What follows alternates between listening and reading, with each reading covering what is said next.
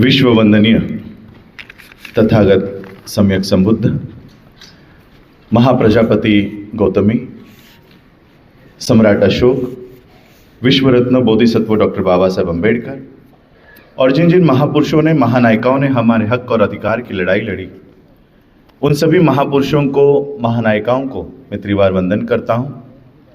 मंच पर उपस्थित वंदनीय भिक्षुणी संघ, मंच पर उपस्थित सभी बुद्धिस्ट सोसाइटी ऑफ इंडिया के कार्यकर्तागण, पदाधिकारीगण और यहाँ पर उपस्थित सभी मेरे भाइयों को, माताओं को राजरत्न अंबेडकर का जय भीम। आज हम लोग doctor Bhimrao Ramji Ambedkar multi state cooperative credit society, इस बैंक के नागपुर शाखा का उद्घाटन करने के लिए इकट्ठा हुए हैं। उससे पहले ये कार्यक्रम का आयोजन किया गया है ये समझाने के लिए कि हम ये कर क्या रहे हैं। अनेक बैंक्स खुलती है, बंद होती है, लेकिन कोई ऐसे कार्यक्रम करके उद्घाटन नहीं करते। बंते जी ने कहा कि मुझे ये हमेशा बाहर लोगों को, जब मैं बाहर के देशों में जाता हूं, ताइवान हो, वियतनाम हो, वहां के लोग मुझे हमेशा कहते हैं कि ये जो बुद्ध का धम्म है, ये गोर गरीब लोगों का, दलितों का धर्म नहीं है, ये राजा और महाराजाओं का धम्म है। तो ये राजा महाराजाओं का धम्म है, ये उनका रिलीजन है, तो आपके लोग गरीब कैसे हैं, कैसे रह गए?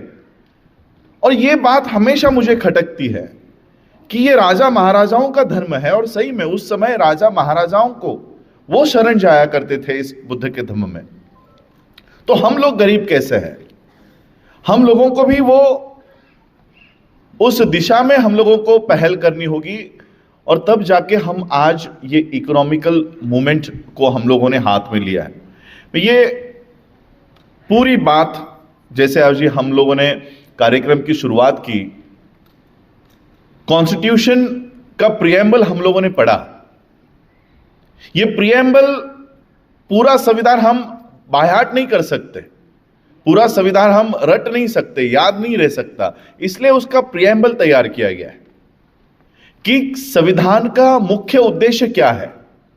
संविधान का मुख्य उद्देश्य केवल 4 बातें हम लोगों को हासिल करना है: justice, equality, liberty and fraternity. Justice के तौर पर बाबा साहब अंबेडकर जी ने 3 जस्टिस हमको हासिल करने के लिए कहा है, और जस्टिस का नंबर भी पहले पायदान पर है। ये जो सीक्वेंस दिया गया है, ये वर्ल्ड के, विश्व के जिन्होंने सभी संविधान का बारीकाई से अभ्यास किया हुआ था, उन्होंने ये प्रिएम्बल दिया हुआ है। जस्टिस, न्याय, न्याय में कौन सा न्याय?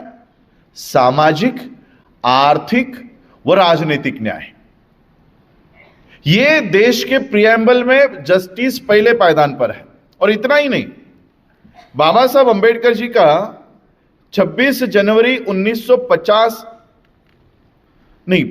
नवंबर 1949 का एक स्पीच है, कॉन्स्टिट्यूएंट असेंबली का स्पीच है। मैं केवल आपको उतना ही पैराग्राफ पढ़ के सुनाना चाहता हूं। बाबा साहब 25 नवंबर को कहते हैं, on the 26th of January 1950, यानी जिस दिन देश को संविधान मिलेगा और लागू होगा, we are going to enter into a life of contradictions. हम लोग 26 जनवरी 1950 को एक विरोधाभास जीवन में प्रवेश करने जा रहे हैं। In politics we will have equality, and in social and economic life we will have inequality. राजनीति में हम लोगों को बराबरी तो मिलेगी, लेकिन सामाजिक और आर्थिक क्षेत्र में हम गैर बराबर रहेंगे। In politics, we will be recognizing the principle of one man, one vote, and one vote, one value. राजनीति में हम एक वोट, एक व्यक्ति एक वोट और एक वोट का एक समान मूल्य, इस तत्व को हम एक्सेप्ट करेंगे। In our social and economic life we shall by reason of our social and economic structure continue to deny the principle of one man one value। लेकिन हम हमारे सामाजिक जीवन में और आर्थिक जीवन में हम इस तत्व को कि एक व्यक्ति और एक मूल्य, इसको हम हमेशा नकारते रहेंगे, ये कभी भी हम एक्सेप्ट नहीं करेंगे। How long shall we continue to live this life of contradiction, ऐसे विरोधाभास वाली जिंदगी हम कब तक जिएंगे? How long shall we continue to deny equality in our social and economic life, हम अपने सामाजिक और आर्थिक जीवन में ऐसे गैर बराबरी के सिचुएशन को, गैर बराबरी की जिंदगी को कब तक हम कंटिन्यू करेंगे? If we continue to deny it for long, अगर हम ज्यादा देर तक इस बराबरी की व्यवस्था को नकारते रहे, we will do so only by putting our political democracy in peril. हम ऐसा करके हम अपनी राजनीतिक बराबरी को, राजनीतिक अधिकारों को खतरे में डाल देंगे। और एक दिन ऐसा आएगा, बाबा साहब कहते हैं, we must remove this contradiction at the earliest possible. जितने जल्दी हो सके उतने जल्दी हम लोगों को यह सामाजिक और आर्थिक गैर बराबरी की जो परिस्थिति है, इसको खत्म करना होगा।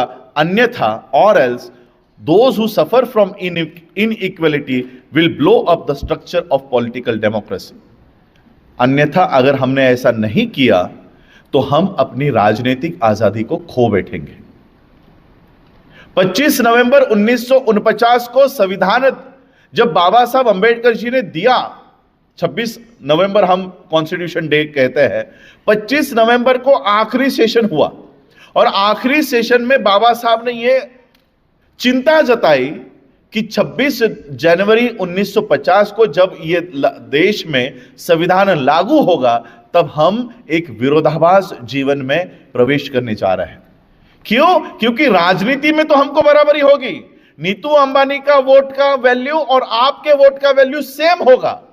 किसमें? राजनीति में। लेकिन वही नीतू अंबानी और वही आपकी कोई स्त्री ये इकोनॉमी और सोशल स्ट्रक्चर में बराबर नहीं होगी। राजनीति में आपका वोट और नीतू अंबानी का वोट तो सेम है, एक one man one vote one value. लेकिन इकोनॉमी में क्या आप लोग बराबर हो? क्या सोशल स्ट्रक्चर में आप लोग बराबर हो?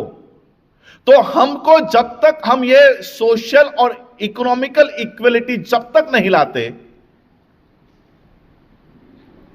तब तक हमारी पॉलिटिकल डेमोक्रेसी या पॉलिटिकल इक्वलिटी किसी काम की नहीं होगी। ये बाबा साहब ने उस समय ये चिंता व्यक्त की थी। एक कोटेशन और मैं बाबा साहब का आपको सुनाना चाहूंगा, क्योंकि बहुत लोगों को लगता है कि हम कोई बिजनेस कर रहे हैं, बैंक ओपन करके कोई व्यवसाय शुरू कर रहे हैं। हम कोई व्यवसाय शुरू नहीं कर रहे, हम बाबा साहब के इस मूवमेंट को आगे बढ़ा रहे हैं। बाबा साहब ने एनिहिलेशन ऑफ कास्ट में एक बात कही है। बाबा साहब एनिहिलेशन ऑफ कास्ट में कहते हैं, an ideal society should be mobile, should be full of channels for conveying a change taking place in one part to other parts. In an ideal society, there should be many interests consciously communicated and shared. एक आदर्श समाज में ऐसी व्यवस्था होनी चाहिए कि जहां पर एक कोने में अगर कोई बदलाव होता है तो वो दूसरे कोने में उसकी इंफॉर्मेशन, उसकी जानकारी मिलनी चाहिए। 1936 में बाबा साहब को यह भाषण देने से रोका गया था, तब जाकर बाबा साहब ने इसको किताब के स्वरूप में पब्लिश किया। 1936 में किया हुआ यह भाषण 2025 में हम लोग हैं, 10 साल के बाद 100 साल पूरे हो जाएंगे। मुझे बताओ, क्या हमने कोई आइडियल सोसाइटी तैयार की है? क्या एक कोने में हुआ बदल दूसरे कोने में कम्युनिकेट हो पा रहा है? बाबा साहब कहते कि an ideal society There should be many interests consciously communicated and shared. There should be varied and free points of contact with other modes of association. In other words, there should be social endosmosis. This is fraternity, which is another name of democracy. बाबा साहब अंबेडकर जी ने उस समय हम लोगों को कहा कि हम लोगों को एक आदर्श समाज ऐसा तैयार करना है जहां पर कई सारे हेतु, कई सारे इंटरेस्ट उस समाज के पूरे किए जाए। अब हम लोग क्या कर रहे हैं? सिर्फ राजनीति में हम लोग कंसंट्रेट कर रहे हैं। जस्टिस, जिस जस्टिस को बाबा साहब ने तीसरे पायदान पर रखा हुआ है, सोशल, इकोनॉमिकल एंड पॉलिटिकल, हमने उसको पहले पायदान पर लाकर रखा है कि हमको पॉलिटिकल जस्टिस चाहिए। सोशल जस्टिस नहीं मिली तो भी चलेगा, इकोनॉमिकल जस्टिस नहीं मिली तो भी चलेगा, हमको पॉलिटिकल जस्टिस चाहिए। चलिए, हमने पॉलिटिकल जस्टिस की भी लड़ाई लड़ी और हासिल भी की, ऐसा नहीं कि हासिल नहीं की। लगभग 135 मेंबर ऑफ पार्लियामेंट्स आज शेड्यूल कास्ट के हैं। संसद जो है, उस संसद में 135 सांसद, ज्यांना आपण खासदार म्हणतो, आज असे 135 अनुसूचित जातीचे आहेत। इससे पहले के राष्ट्रपति भी हमारे थे, अभी के भी राष्ट्रपति शेड्यूल ट्राइब से है। इतनी सारी पॉलिटिकल पावर हमारे हाथ में होने के बावजूद भी क्या हमारे ऊपर होने वाले अन्याय अत्याचार कम हुए हैं? इतने सारे मेंबर ऑफ पार्लियामेंट्स होने के बावजूद भी महाबोधि टेंपल का मुक्ति आंदोलन इतने दिनों से चल रहा है, उसको कोई सफलता हासिल हुई? संसद में हमारा आवाज उठाने वाले लोग भी नहीं है। तो पॉलिटिकल मूवमेंट हम लोग इतने सालों से चला रहे हैं, उसका परिणाम दिखाई क्यों नहीं दे रहा? उसका परिणाम इसलिए नहीं दिखाई दे रहा क्योंकि जो हमको तीसरे पायदान पर करना था वो हमने पहले पायदान पर किया, और जो हमको पहले पायदान पर करना चाहिए था वो हमने अभी तक किया ही नहीं। सोशल जस्टिस, सोशल जस्टिस की लड़ाई बाबा साहब खुद लड़कर गए, जीत कर गए, हमको वो कैरी ऑन करनी है। सोशल जस्टिस कब हासिल होती है पता है? एनिहिलेशन ऑफ कास्ट में बाबा साहब कहते हैं कि समाज कब निर्माण होता है? किसी भी आदर्श समाज को तब आदर्श समाज या समाज की उपाधि मिलती है जिस समाज में जाति व्यवस्था नहीं होती। जहां पर जातियां नहीं है वहां पर समाज तैयार होता है। और इसलिए बाबा साहब अंबेडकर जी ने हिंदू धर्म का त्याग किया, क्योंकि हिंदू रहते हुए हम हिंदू धर्म को एक आदर्श समाज तैयार नहीं कर सकते, क्योंकि वहां पर जातियां है। अनेक धर्मों के लोगों ने बाबा साहब को विनती की कि हमारा धर्म स्वीकार लो, इस्लाम ले लो, क्रिश्चियनिटी ले लो, सिखिज्म ले लो, लेकिन हर धर्म में जातियां वहां पर भी थी। इसलिए बाबा साहब ने ऐसा धर्म चुना, भले ही वो भारत से मिट गया हो, लेकिन उसमें जातियां नहीं है। बाबा साहब ने ऐसे धर्म को पुनर्जीवित करने का काम किया और हमको वो सोशल जस्टिस की लड़ाई शुरू करके दी, जीत कर दी कि इस धर्म में जातियां नहीं है, यहां पर सोशल जस्टिस हम लोगों को हासिल होगा। अब इकोनॉमिकल जस्टिस की लड़ाई हम लोगों को हाथ में लेनी चाहिए थी, हमने डायरेक्टली पॉलिटिकल जस्टिस की लड़ाई हाथ में ले ली। वो भी जरूरत थी, उस समय की मांग थी, तो उन्होंने उस तरह से किया, लेकिन पूरी तरह से हमने इकोनॉमिकल जस्टिस की लड़ाई को छोड़ दिया। आज ये बुद्धिस्ट बैंक की संकल्पना हमने कहां से शुरुआत की? थाने की कमेटी यहां पर बैठी हुई है, मेरे सामने भी लोग बैठे हुए हैं, कई सारे कार्यकर्तागण यहां बैठे हुए, जवादे सर है, बनते राजरत्न है।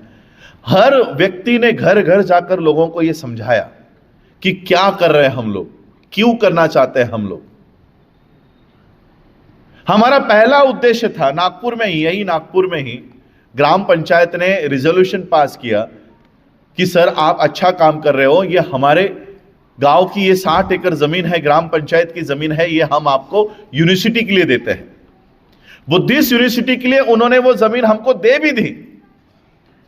उस समय हम कई सारे देशों के साथ मिलकर हमने उनको कहा कि हमको भारत में स्वतंत्र एजुकेशन सिस्टम चाहिए।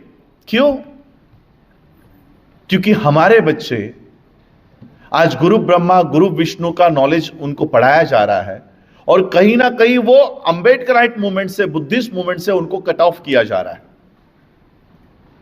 बच्चे हमारे पैदा हम लोगों ने किए, पाल पोस हम रहे हैं, खाना हम खिला रहे हैं, किताबें हम लेकर आ रहे हैं, स्कूल की फीस हम भर रहे हैं, लेकिन पढ़ क्या रहे हैं? गुरु ब्रह्मा गुरु विष्णु गुरु देवो महेश्वरा।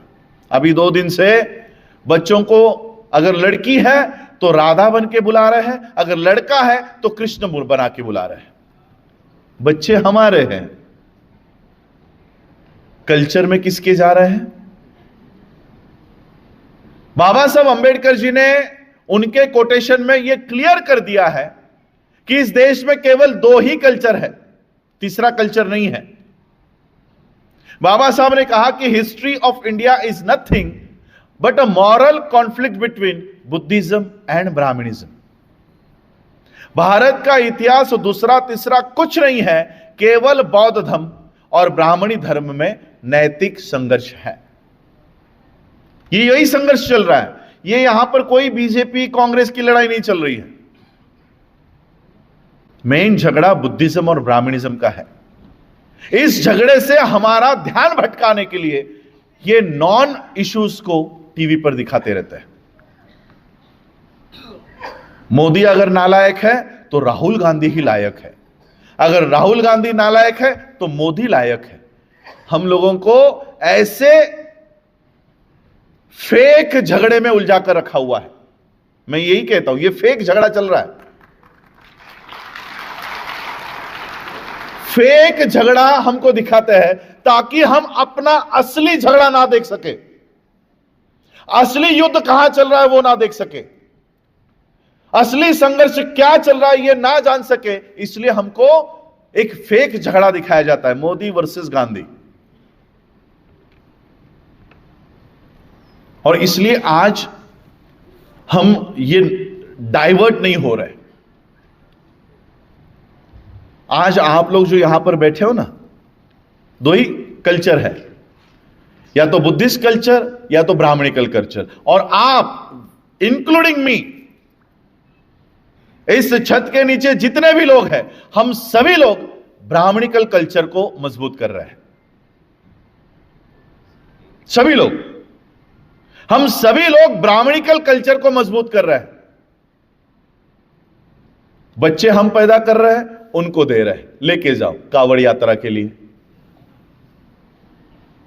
पैसे हम कमा रहे हैं। यहां पर बैठा हुआ हर एक व्यक्ति पैसा कमाता होगा, नौकरियां कर रहा है, व्यवसाय कर रहा है, ऑटो चला रहा है, दुकान चला रहा है, सब्जी बेच रहा है, खेतों में काम कर रहा है, सभी लोग कर रहे हैं, पैसे कमाते हैं। 30 दिन के बाद, 31 दिन के बाद पैसा मिलता है, उठाकर ब्राह्मणिकल बैंक में देते, लेके जाओ, अडानी को दे देना। हमारी बुद्धि, हमारा पैसा, हमारा ह्यूमन रिसोर्स हम उठा उठाकर ब्राह्मणिकल सिस्टम को दे रहे हैं, लेके जाओ, यूज करो। और यही अब हमको रोकना है। यही रोकने के लिए हमने पहले बुद्धिस्ट यूनिवर्सिटी का हम लोगों ने प्रोजेक्ट शुरू किया। आर्किटेक्चर को लैंड दिखाई, पहाड़ दिया था, अभी कोई तो हमको अच्छी वाली जमीन तो देगा नहीं। एक पहाड़, उसको समतोल करने के लिए लाखों रुपए का खर्च था। अनेक यूनिवर्सिटी से हमारी बातचीत उस समय चल रही थी, वियतनाम बुद्धिस्ट यूनिवर्सिटी, महाचुला लॉन्गकोंग राजा महाविद्यालय यूनिवर्सिटी, अनेक बुद्धिस्ट यूनिवर्सिटी से हमने बातचीत की कि आपकी यूनिवर्सिटी हम भारत में लेकर जाना चाहते हैं और आपका जो अभ्यासक्रम है वो हम भारत के लोगों को, हमारे बौद्ध लोगों को यो वहां पर उपलब्ध हो, ऐसी एक एजुकेशन सिस्टम हम चाहते हैं। उन्होंने हमको पॉजिटिव रिस्पांस दिया। यहां आकर पूरा प्रोजेक्ट रिपोर्ट निकाला। 700 करोड़ उस समय 2019-20 का वो प्रोजेक्ट रिपोर्ट हमको मिला। 700 करोड़ रुपए का वो पूरा यूनिवर्सिटी का बजट निकला। अब 700 करोड़ रुपया अगर यूनिवर्सिटी बनाने के लिए हमको इकट्ठा करना है तो सोचो कितना समय लगेगा, डोनेशंस लाते लाते लाते लाते। तो हमने सोचा कि कुछ बैंकेबल प्रोजेक्ट्स दिखाते हैं। कोई बैंक इसको फाइनेंस करने को रेडी नहीं।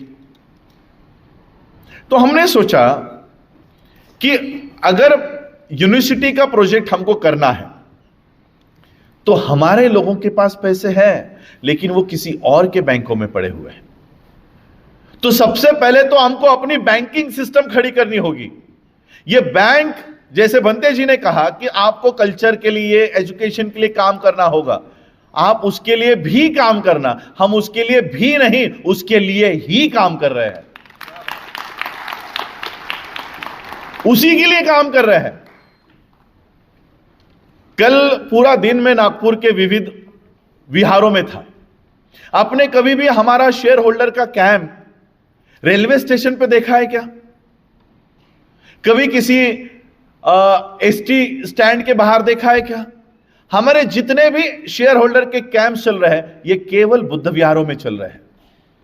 वो इसलिए चल रहे हैं कि हम जनरल पब्लिक को इस बैंक का मालिक नहीं बनाना चाहते, हम इस बैंक का मालिक केवल बौद्धों को बनाना चाहते हैं, इसलिए बौद्ध विहारों में ही जा रहे हैं। ओपन कर दे हम लोग कि हमने ये बैंक बनाई है, ब्राह्मण सबसे पहले लाइन लगा के आएगा कि ये भारत की बौद्धों की सबसे पहली बैंक बन रही है और इनकी लोक संख्या सबसे ज्यादा है, ये बैंक प्रॉफिट में ही जाएगी, तो सबसे पहला शेयर मैं खरीदता हूं, इसलिए वो खड़ा रहेगा। बाबा साहब ने कास्टेस इन इंडिया में एक अच्छी लाइन लिखी है। बाबा साहब लिखते हैं कि अगर पैसों की बात हो तो ब्राह्मण भगवा चोला उतार कर हरा चोला पहन के वो किसी पीर बाबा के समाधि के सामने भी बैठ जाएगा। ये बाबा साहब ने लिखा है, मैंने नहीं। बाबा साहब ने लिखा है कि पैसा मिलता हो तो ये तो हरा चोला पहनकर किसी पीर बाबा के समाधि के सामने भी बैठ जाएगा, क्योंकि पैसा मिल रहा है। अभी वही चल रहा है। अभी वो नीला चोला भी पहन के आ रहा है हमारे में। तो ये इकोनॉमी हमको अपने हाथ में लेनी होगी। पैसा हमारी समस्या बिल्कुल नहीं है, वो पैसा रखे कहां ये समस्या है। मैं आपको एक कम्युनिटी के इतिहास के बारे में बताऊंगा, पता नहीं आप लोगों के यहां पर है कि नहीं। हमारे यहां पर उल्लासनगर नाम का एक छोटा शहर है, स्टेशन है। 1947 को पाकिस्तान से भगाकर वो यहां पर इंडिया में शरण लेने के लिए आए, भारत में शरण लेने के लिए आए 1947 को। रिफ्यूजी नाम का स्टेटस भी उनको नहीं दिया गया, कैंप बनाकर वो रहे। आज उल्लासनगर में जाओ तो आपको 1 नंबर, 2 नंबर, 3 नंबर ऐसे नाम के एरियाज दिखाई देते हैं। 4 नंबर उल्लासनगर 4, कहां जाना है तो 2 नंबर जाना है, उल्लासनगर 2 में जाना है, उल्लासनगर 3 में। ये नंबर्स क्या है? वो कैंप्स है। कैंप नंबर 1, कैंप नंबर 2, ऐसे कैंप में रहे। कुछ साधन नहीं, ना जमीन है, ना कपड़ा है, ना पैसा है, कुछ साधन नहीं। उस देश से यहां पर आए, 1947 में आए। आज लगभग 78 इयर्स पूरे हो गए, लेकिन 78 इयर्स में उन्होंने भारत की अर्थव्यवस्था अपने हाथ में ले ली। हर बिजनेस आज उनके हाथ में है, स्कूल्स उनके हैं, कॉलेजेस उनके हैं, बैंक्स तक उनके हैं। वो कम्युनिटी है सिंधी कम्युनिटी। 1947 में आए। आपके यहां है नागपुर में जरीपटका। क्या दलित कहलाते हैं वो? नहीं। उद्योजक ही होंगे आपके यहां पर भी, बिजनेसमैन में, बिजनेस में ही होंगे। तो सोचो का 1947 में जिनके पास इस देश में जमीन नहीं है, पैसा नहीं है, अगर वो इस देश की अर्थव्यवस्था हाथ में ले सकते हैं तो हम 2500 सालों से इस देश के लोग हैं। और ऐसा नहीं कि हमारे हाथ में नहीं था। इस देश में इतनी विशाल यूनिवर्सिटीज हम लोगों ने तैयार की थी कि विश्व के लोग यहां पर आकर पढ़ाई किया करते थे। तक्षशिला थी, नालंदा थी, विक्रमशिला यूनिवर्सिटी थी। ये सारी हमारे हाथों से नष्ट कर दी गई। और इकोनॉमी सम्राट अशोका के समय ये भारत को सोने की चिड़िया कहा जाता था। वो इकोनॉमी हमारी थी। चलिए हम भी समझते हैं कि हम 1950 से ही शुरू हुआ है, संविधान जब लागू हुआ तब से, लेकिन 1950 से लेकर आज 2025 तक 75 साल पूरे हो गए। लेकिन इन 75 सालों में हम अपने इंस्टीट्यूशंस तक बना नहीं पाए। संविधान का इस्तेमाल हमने कितना किया है? केवल रिजर्वेशन की नौकरियां और स्कॉलरशिप्स।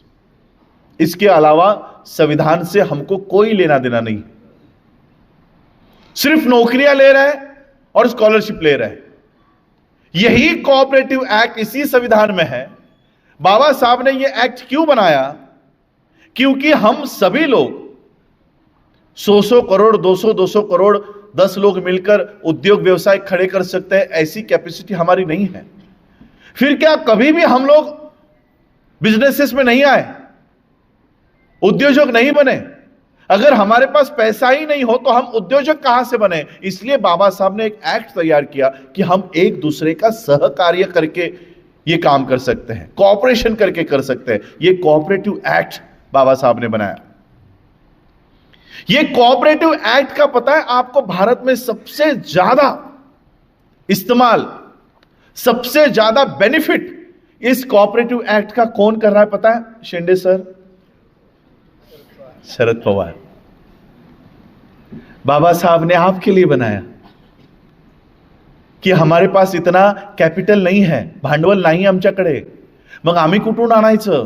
मग आपण सगळे एकत्रित होऊ आणि छोट्या छोट्या रकमा एकत्रित करून मग आपण ते काम करू। ते बाबासाहेबांचं ते विजन शरद पवार सोरला आणि त्याने आज कोऑपरेटिव्ह मुवमेंट उचलली आणि आमच्यासाठी दरवाजे बंद केले की यांनी येता कामा नये, तुम्ही नामांतरासाठी लढा द्या तिथे। मैं कभी कभी सोचता हूं, उस समय तो हम लोग नहीं थे, वहां के उस समय के लोगों ने जो संघर्ष किया उसको हम रिस्पेक्ट करते हैं। लेकिन आज अगर मेरे सामने यह सवाल आए कि किसी यूनिवर्सिटी के लिए बाबा साहब का नाम मांगना हो, मैं बिल्कुल नहीं मांगूंगा। मैं उसी के सामने 150 एकड़ जमीन खरीद के हमारी खुद की यूनिवर्सिटी खुद बना सकते हैं, ऐसा मूवमेंट खड़ा करूंगा। वो कैपेसिटी है हमारी। इस व्यवस्था ने जानबूझकर आपको दलित नाम दिया हुआ है, जानबूझकर। क्यों? क्योंकि आप में वो चेतना कभी जागृत ना हो। आहे का? जरा बोलून बघा, गर्व से कहो हम दलित है, येते का फीलिंग? येते?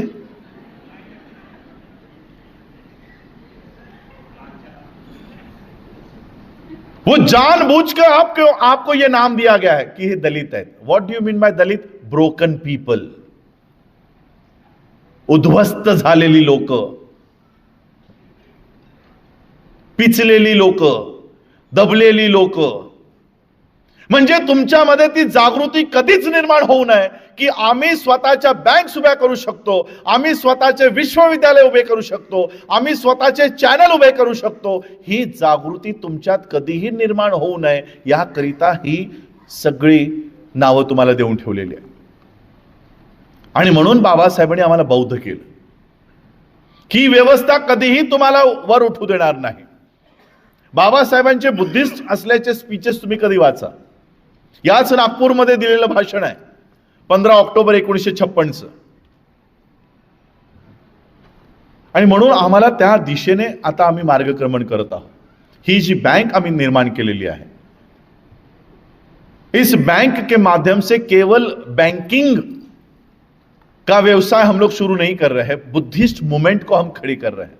ये लड़ाई बैंक वर्सेस बैंक की नहीं है, ये लड़ाई कल्चर की है। इस देश में बुद्धिस्ट कल्चर सर्वाइव करेगा कि या ब्राह्मणिकल कल्चर सर्वाइव करेगा, ये लड़ाई चल रही है। और इसलिए अगर बुद्धिस्ट कल्चर को हम लोगों को रिवाइव करना है तो बुद्धिस्ट कल्चर को रिवाइव करने के लिए जितने भी सपोर्टिव काम हमको करने हैं वो करने पड़ेंगे। जैसे आज हमारा पैसा ब्राह्मणिकल सिस्टम में जा रहा है। हम लोगों ने, मैं फाइनेंस का विद्यार्थी हूं, 2003 में मुंबई यूनिवर्सिटी से फर्स्ट क्लास में कॉमर्स ग्रेजुएट हूं। उसके बाद मैं एमबीए किया, diploma in business management, advance diploma in management, masters of business administration, finance में एमबीए किया, पीएचडी इन फाइनेंशियल मैनेजमेंट। उस समय ना मेरे दोस्त मुझे, यानी क्या विजन था पता नहीं, यही था कि दोस्तों के साथ मिलके पढ़ाई करनी है, आउट ऑफ इंडिया सेटल होना है, बैंक के एग्जाम्स, JAIIB, CAIIB, ये सारे बैंकिंग के एग्जाम्स हम दे रहे थे। और फिर उस समय मेरे पिताजी ने कहा कि चलो अभी तुम्हारा पीजी कंप्लीट हो गया है, डॉक्टरेट डिग्री के लिए बाबा साहब का विषय चुनो। मैंने कहा ठीक है। बाबा साहब एज एन इकोनॉमिस्ट, बाबा साहब का क्या काम है वो पढ़ना मैंने शुरू किया। और जब बाबा साहब के ये विजन्स पता चले कि क्या करना चाहते थे, मैंने तो हमेशा बहुत सारे स्पीचेस में मेरे नाम का इतिहास बता दिया है, तो सबको तो पता ही है ही। तो जब बाबा साहब का ये विजन पता चला तो कहीं ना कहीं लगा कि आज हम ये जो डिग्रीज ले पाए हैं, भले मैंने रिजर्वेशन नहीं लिया हो, लेकिन मैं एजुकेशन ले सकूं, मैं पढ़ाई कर सकूं, इसलिए बाबा साहब ने संघर्ष किया है। और आज ये एजुकेशन लेने के बावजूद भी हमारी आइडेंटिटी क्या है? उस समय हम लोगों को सिलेबस का भाग के तौर पर बिजनेस मैगजीन्स पढ़ना पड़ता था। बिजनेस मैगजीन्स में केस स्टडीज वहां की एनालाइज करनी पड़ती थी। तो सबसे बड़ी बिजनेस मैगजीन उस समय की थी फोर्ब्स मैगजीन, FORBES। फोर्ब्स नाम की मैगजीन हुआ करती थी और वो हम लोग एज अ सिलेबस वो पढ़ते थे। उसी मेरे ड्यूरेशन के दरमियान, कोर्स के ड्यूरेशन के बीच में, फोर्ब्स मैगजीन में किसी मंथ के एडिशन में फ्रंट पेज पे एक व्यक्ति का फोटो छपा और टाइटल था richest Dalit in the world. मुझे वो टाइटल कुछ पसंद नहीं आया। मैंने वो पढ़ा सारा, उसका संघर्ष पढ़ा, कैसे कैसे उसने बिजनेस एम्पायर खड़ा किया, कैसे कैसे मिलियनियर बिलियनियर बना। और फिर वो पढ़ने के बाद मुझे लगा कि इतना पैसा कमाने के बावजूद भी उसकी दलित आइडेंटिटी नहीं गई। क्यों नहीं गई? क्योंकि उसने जितना भी पैसा कमाया वो खुद के बेनिफिट के लिए कमाया, खुद की संपत्ति बढ़ाने के लिए कमाया। और उस समय मेरे जहन में एक बात आई कि हम अपनी वैयक्तिक कितनी भी प्रगति कर ले, हम वैयक्तिक झोपड़े से बंगले में शिफ्ट हो जाए, साइकिल से मर्सिडीज में शिफ्ट हो जाए, लेकिन अगर हमारा समाज अगर वहीं पर है तब तुम्हारे वैयक्तिक प्रगति का कोई अर्थ नहीं है। और इसलिए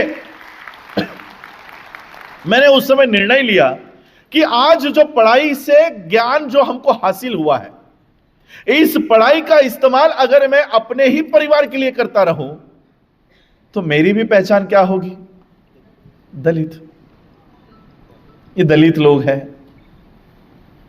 भले मैं जापान में शिफ्ट हो जाऊं, भले मैं किसी बुद्धिस्ट कंट्री में जाकर रहने लगूं, फिर भी इंडिया में आने के बाद क्या कहें? ये दलित है।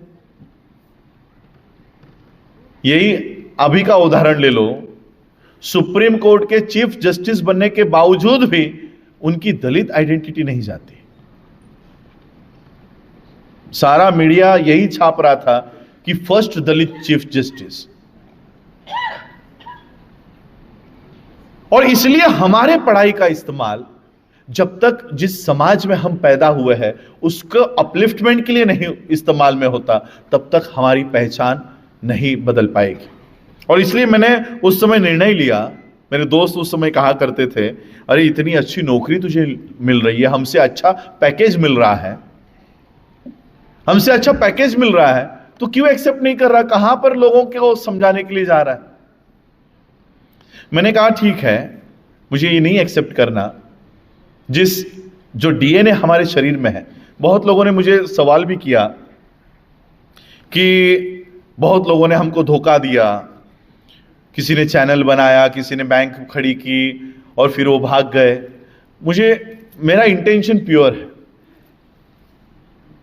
इंटेंशन के अलावा मैं ऐसा डीएनए लेकर पैदा हुआ हूं जिस डीएनए ने हमेशा परिवार के बारे में नहीं, समाज के बारे में पहला सोचा है। उस डीएनए में मैं पैदा हुआ हूं और ये एक पीढ़ी का नहीं। रामजी बाबा को ले लो, मालोजी बाबा को ले लो, बाबा साहब अंबेडकर है। इन्होंने हमेशा अपने परिवार के बारे में नहीं सोचा, समाज के बारे में सोचा कि जिस समाज में हम पैदा हुए हैं उसको कैसे अपलिफ्ट किया जाए। और आज हम ये बैंकिंग सेक्टर को इसलिए हाथ में ले रहे हैं क्योंकि हम पैसा तो कमा रहे हैं। 1923 और 13 में बाबा साहब अंबेडकर जी ने प्रॉब्लम ऑफ रुपी, ये लंदन स्कूल ऑफ इकोनॉमिक्स में उनका डॉक्टरल थीसिस बाबा साहब अंबेडकर जी का ये प्रेजेंट हुआ। इस थीसिस के रिकमेंडेशंस के ऊपर रिजर्व बैंक ऑफ इंडिया का निर्माण हुआ। रिजर्व बैंक ऑफ इंडिया के माध्यम से इस देश की सभी बैंक्स का नियंत्रण होता है। यानी आज भारत में दिखने वाली हर एक बैंक ये बाबा साहब अंबेडकर जी के 1923 के प्रॉब्लम ऑफ रुपी की देन है, हर एक बैंक। अब हमारा झगड़ा क्या होता है हमेशा? रिप्रेजेंटेशन का, कि हमारा हिस्सा कहां है। यही झगड़ा है ना हमारा। राजनीति में हम अपनी हिस्सेदारी मांग रहे हैं, तो वही हिस्सेदारी हम आर्थिक नीति में क्यों नहीं मांगते, अर्थशास्त्र में क्यों नहीं मांगते? इतनी सारी बैंक्स हमारे सामने है पूरे देश भर में। स्टेट बैंक ऑफ इंडिया ले लो, बैंक ऑफ महाराष्ट्र ले लो, सेंट्रल बैंक ले लो, पीएनबी बैंक ले लो, पंजाब नेशनल बैंक ले लो, एचडीएफसी, आईसीआईसीआई, ये प्राइवेट बैंक्स ले लो। इन सारी बैंक्स में हमारी बैंक कौन सी है? जो बुद्धिस्ट कल्चर को सपोर्ट करती हो, ऐसी इनमें से कौन सी वाली बैंक है बताओ मुझे? है कोई बैंक? दो ही कल्चर है, या तो बुद्धिस्ट कल्चर या तो ब्राह्मणिकल कल्चर। अब ये बैंक्स को भी पता नहीं होगा कि वो ब्राह्मणिकल कल्चर को सपोर्ट कर रही है। मैं आपको एक उदाहरण देना चाहूंगा। आप लोग यहां पर सभी लोगों के अकाउंट्स किसी ना किसी बैंक में तो है। स्टेट बैंक ऑफ इंडिया ये ऐसी बैंक है कि पूरे भारत में इसके ब्रांचेस हैं और हर नागरिक इसका कहीं ना कहीं तो अकाउंट होल्डर है। 80%, 90% ऑफ द पॉपुलेशन ये एसबीआई का अकाउंट होल्डर है, क्योंकि सरकार की ओर से जो भी अनुदान आते हैं, बाकी के। ये बंद किया तो और अच्छा होगा। मुझे आप लोग नहीं दिखाई दे रहे हो, या आप लोगों के कैमरा से के लिए ठीक है क्या? ओके, ठीक है, जैसा चले। तो ये स्टेट बैंक ऑफ इंडिया, यहां पर हम अपना पैसा रखते हैं। Teachers, professors, IAS officers, IPS officers, salary government की वहीं पर आती है। मैं कैलकुलेशंस करके बताता हूं। 140 करोड़ लोगों का यह देश है। इसमें हम 22% लोग हैं, यानी हम 30 करोड़, 30.80 आता है, हम 30 करोड़ पकड़ लेते हैं। 30 करोड़ लोग भी, अगर अनुसूचित जाति के लोग भी अगर 1000 रुपया भी रखे तो 31,000 करोड़ हमारा एसबीआई के पास है, स्टेट बैंक ऑफ इंडिया के पास है। ये एक बैंक का बोल रहा हूं, ऐसे अनेक बैंकों में ये डिवाइड होगा। हम लोग जब एमबीए की पढ़ाई करते थे, कॉमर्स की पढ़ाई करते, तो एक टर्म यूज होता है, इंडियन इकोनॉमी। यह भी एक बहुत बड़ा भ्रम है। इस देश में इंडियन इकोनॉमी जैसा कोई शब्द अस्तित्व में है ही नहीं। जो भी इकोनॉमी है वो है ब्राह्मणिकल इकोनॉमी। अब ये इंडियन इकोनॉमी को ये ब्राह्मणिकल इकोनॉमी को, इनके पास हमारा 31,000 करोड़ रुपया पड़ा हुआ है। किनका? जिन्होंने सिर्फ 1,000 रुपया रखा है। अब किसी किसी का 1 लाख होगा, किसी का 10 लाख होगा, किसी के 25 लाख होंगे, लेकिन एवरेज पकड़ रहा हूं कि 1,000 ही रुपया हमने रखा हुआ है। अगर 1,000 भी रुपया हमने इंडियन इकोनॉमी में रखा हुआ है तो हमारा 31,000 करोड़ रुपया इंडियन इकोनॉमी, ब्राह्मणिकल इकोनॉमी के पास पड़ा है। लेकिन यही ब्राह्मणिकल इकोनॉमी जब हमारा बच्चा एमबीबीएस के लिए जाता है, इंजीनियरिंग के लिए जाता है, मेरे पास इसके लिखित में एप्लीकेशंस है। हमारी एक बच्ची 98% 12th साइंस में परसेंटेज लेकर पास हुई। नवी मुंबई के डीवाई पाटिल कॉलेज में उसको एडमिशन भी मिला, बिना किसी डोनेशन के। डोनेशन की भी जरूरत नहीं पड़ी। आज एक एमबीबीएस की सीट 5 से 10 करोड़ में बिकती है, लेकिन उसको उसके मार्क्स के वजह से डोनेशन देने की जरूरत नहीं पड़ी। लेकिन फीस, 1 साल की फीस है 30 लाख रुपए एमबीबीएस की। बहुत कम वाली मैंने बताई आपको, सब्सिडाइज रेट वाली। अब वो 30 लाख रुपए भी वो बच्ची नहीं भर पा रही थी। 1 साल कॉलेज को रिक्वेस्ट करके करके करके उसने समय ले लिया, दूसरे साल भी समय ले लिया, तीसरे साल उसको एग्जाम में बैठने से रोका गया। फीस नहीं भरोगे तो बैठने नहीं देंगे। 3rd ईयर में वो बच्ची मेरे पास आई कि सर मेरा एग्जाम है, कॉलेज मुझे बैठने नहीं दे रहा। 2 साल में वो बच्ची डॉक्टर बन सकती है, 2 साल में बच्ची डॉक्टर बन सकती है। मैंने उनको पूछा कि कितने फीस बाकी है, तो उन्होंने फीस स्ट्रक्चर बताया। 30 लाख, ऐसे 90 लाख रुपए बाकी, और 2 साल के 30 लाख, 60 लाख वो और भरने। 5-10 लाख रुपए होते तो हम मदद कर सकते थे, 90 लाख कहां से भर सकते हैं?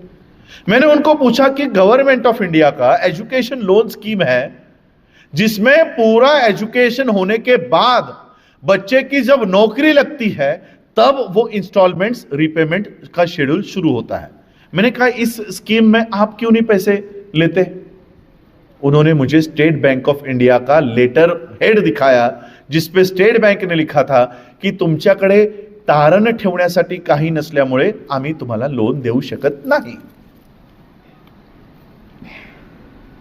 अभी आप लोग भी कभी जाओ बैंक में, लोन मांगो, 25 लाख का लोन चाहिए, वो कहेंगे तुम्हारा सिबिल स्कोर अच्छा नहीं है।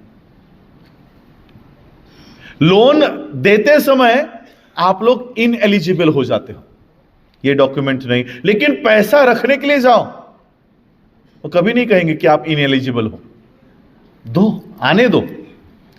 देते समय वो आपको नहीं देंगे, अनेक नुक्स निकालेंगे कि आपका सिबिल स्कोर अच्छा नहीं है, आप रीपेमेंट नहीं कर सकते। लेकिन वही स्टेट बैंक ऑफ इंडिया, मैं कोई मनगढ़ंत कहानियां नहीं बताऊंगा, वही स्टेट बैंक ऑफ इंडिया जिसको हम 30 लाख रुपए, जहां पर हमारा बच्चा डॉक्टर बन सकता है और वो स्कीम है, हमारे अधिकार के हैं, वो मांगने गए तो वो कहता है कि हम आपको नहीं दे सकते।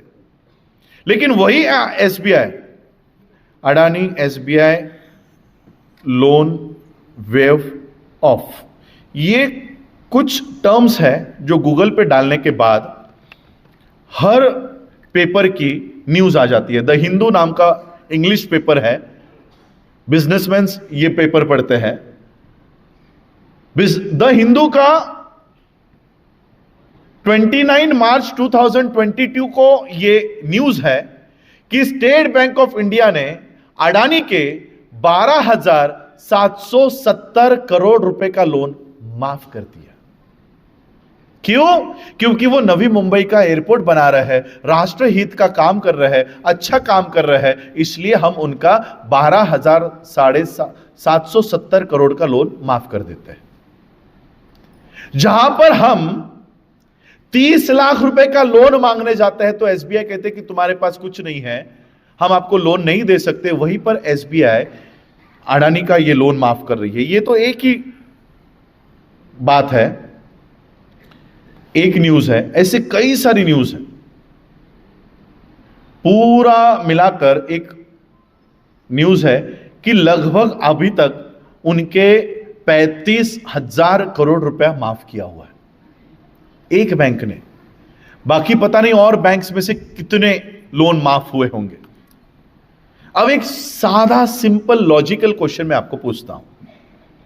अडानी जो है ये वर्ल्ड का सबसे रिचेस्ट आदमी के सूची में दूसरे क्रमांक पर आता है। ये जो उद्योजक है, क्या ऐसा रिचेस्ट उद्योजक अपना सारा पैसा, अपना सारा कैपिटल क्या किसी सरकारी बैंक में रखता होगा? इसके अकाउंट्स कहां है पता है? Bank of China, bank of America, Swiss bank. अपना कमाया हुआ सारा पैसा वो भारत के बाहर के बैंकों में रखता है, लेकिन अगर लोन उठाना है तो वो सरकारी बैंकों से उठाता है। अब इन बैंकों में पैसा कौन रख रहा है? हम लोग। जितने भी बैंक्स में तुम्हारे अकाउंट्स है वो सारा पैसा रोज यूज हो रहा है, रोज यूज होता है। हमको तो सिर्फ ऐप में आंकड़ा दिखता है, हां 10,000 बैलेंस है, 5,000 बैलेंस है, 1,00,000 बैलेंस है, वो सिर्फ फिगर दिख रहा है, लेकिन उसका इस्तेमाल कौन कर रहा है? अडानी रोड्स बांधने के लिए कर रहा है, ब्रिजेस बांधने के लिए कर रहा है, एयरपोर्ट बांधने के लिए कर रहा है, हाईवेज बांधने के लिए कर रहा है, मेट्रोज बांधने के लिए कर रहा है। पैसा हमारा, व्यवस्था उनकी खड़ी हो रही है। इसमें गलती किसकी है? एसबीआई की, अडानी की, आरबीआई की? गलती हमारी है। हम पैसा कमाने के चक्कर में इतने व्यस्त हो गए कि वो पैसा कमाया हुआ रखना कहां पर है वो प्लेटफॉर्म ही तैयार नहीं किया। वो प्लेटफॉर्म तैयार ही नहीं किया। तुम्ही मराठीमध्ये एक म्हण ऐकली आहे, आंधळं दळतंय आणि कुत्रं पीठ खातंय. आपण दळतोय, सकाळी 5 वाजता उठायचं, 6, 7ची 8ची ट्रेन पकडायची, मुंबईचं जीवन सांगतोय मी. 10 वाजेपर्यंत ऑफिसमध्ये पोहोचायचं, 5:30 6 वाजेपर्यंत काम करायचं, पुन्हा कुत्र्यासारखं लटकत लटकत ट्रेन पकडत घरी यायचं, 10 वाजता घरी यायचं, जेवायचं, झोपायचं, पुन्हा दुसऱ्या दिवशी उठून तेच काम करायचं. दळतोय आपण, दळतोय दळतोय दळतोय. कुणी नोकरी करतंय, कुणी व्यवसाय करतंय, आणि मग 30 दिवसानंतर तो पीठ निघतं. ते जात्यावर दळलेलं पीठ 30 दिवसानंतर पगाराच्या स्वरूपात आमच्या हातात येतं, आणि जसंही ते पीठ येतं आम्ही त्या कुत्र्याच्या समोर टाकतो. अडानी, पैसा आमचा आहे, वापर तो करतोय का? तर ते पीठ ठेवण्यासाठी आम्ही आमचं भांड, वाडगं, परात, काय म्हणता ते तुम्ही, ते तयारच नाही केलं. मी बँक तयार नाही करत आहे. तुम्ही जी मेहनत करताय पैसा कमवण्यासाठी, त्या पैसा ठेवण्याचा प्लॅटफॉर्म उभा करतोय, तो प्लॅटफॉर्म तुम्हाला देतोय. आपण नेहमी राजनीति में हम लोग हमेशा एक नारा देते हैं, वोट हमारा, राज तुम्हारा नहीं चलेगा. बरोबर है? हे 3:30 वाजेपर्यंतच आहे टायमिंग हॉलचा. राजनीति में हमने ये नारा बचपन से सुना है कि वोट हमारा, राज तुम्हारा नहीं चलेगा. वोट हमारा है ना, तो हमारा ही आदमी चुन के जाना चाहिए. अगर ये नारा हम राजनीति में दे रहे हैं तो अर्थनीति में ये नारा हम क्यों नहीं देते हैं? और इसलिए अर्थनीति में हमने ये नारा दिया कि अगर वोट हमारा, राज तुम्हारा नहीं चलता, उसी तरह से नोट हमारा और बैंक तुम्हारा नहीं चलेगा. अगर नोट हमारा है, अगर ये नोट हमारा है तो ये बैंक भी हमारी होगी, और अगर बैंक हमारी है तो व्यवस्था भी हमारी खड़ी होगी, अडानी की नहीं.